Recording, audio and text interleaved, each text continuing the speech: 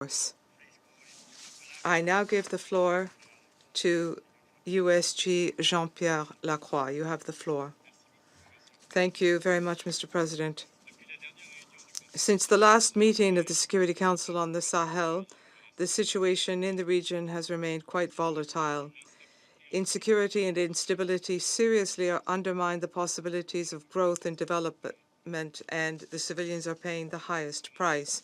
Many lives are lost every day as a result of terrorist attacks. Millions of people are displaced, children can no longer go to school, and primary health care remains inaccessible for many, and yet the pandemic is still raging.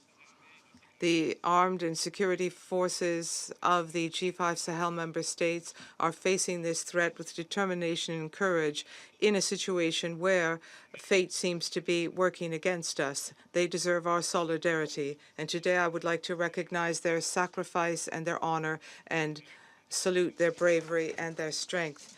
Combating terrorism is one of the greatest challenges of our time, and the way in which the international community responds and addresses the root causes is a decisive test for us.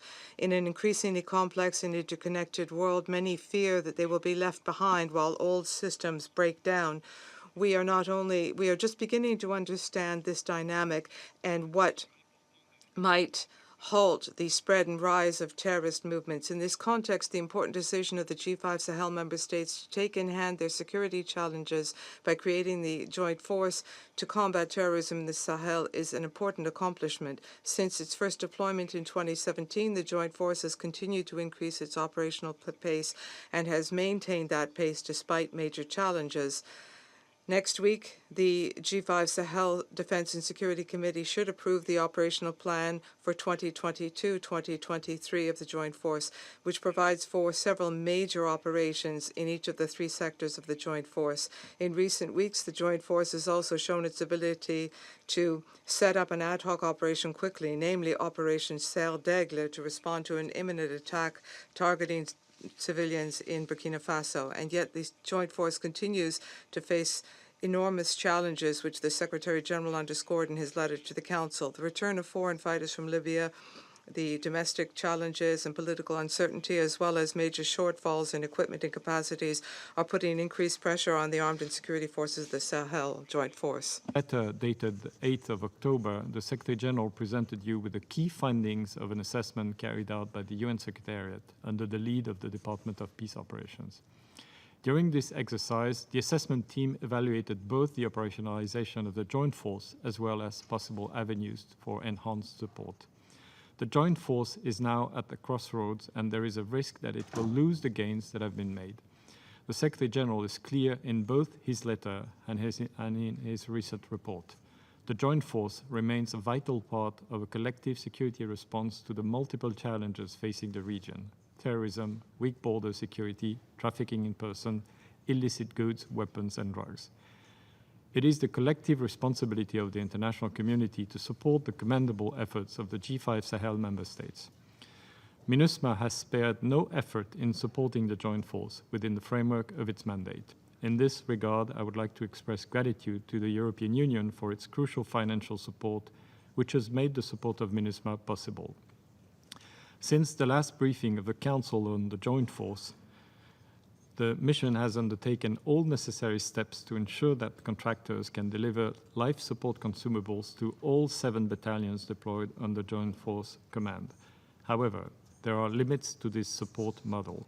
It relies on donor financing, the future of which is by definition unpredictable and cannot meet all the Joint Force's needs.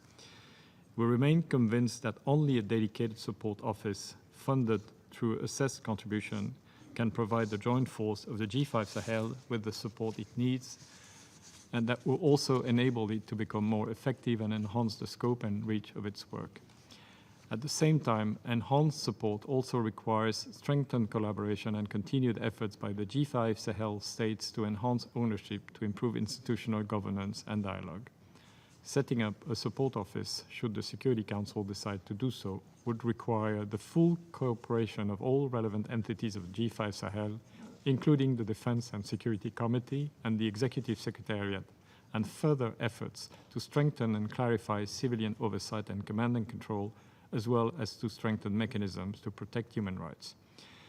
In the immediate term, G5 Sahel states could also capitalize on comparative advantages and pool and share their resources and military equipment for the joint force.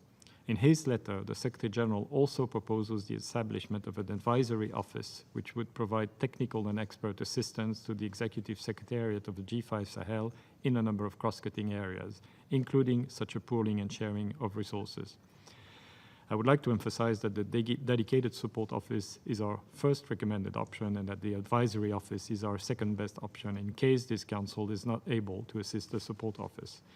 The advisory office could also assist with efforts to strengthen institutional governance within the G5, and as such, it would be an important step towards the setting up of an enhanced full support package in the medium to long term.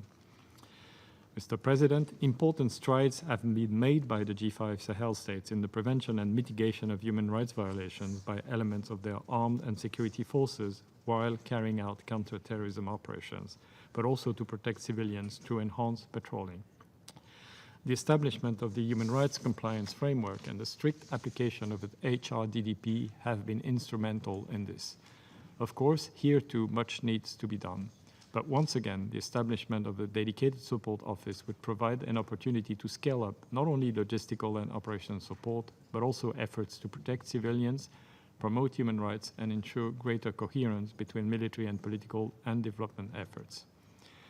Security efforts alone are not sufficient to address the crisis in the Sahel. A holistic approach is required, one that honors the primacy of politics, addresses governance deficits and the root causes of poverty and exclusion, and which seeks to provide opportunities and fulfill lives for the many young people in the region.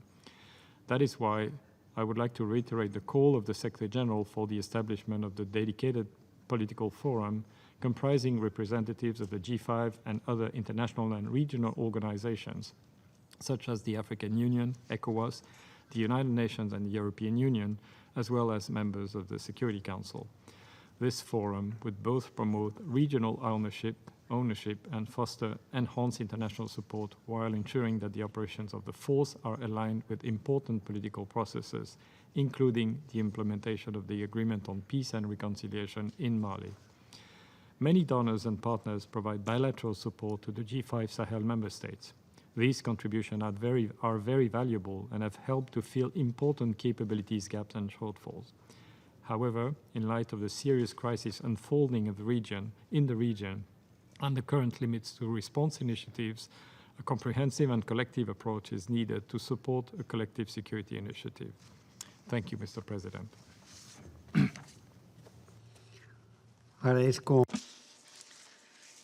I thank Mr. Jean-Pierre Lacroix for his briefing, and I now give the floor to the representative of Chad, who is participating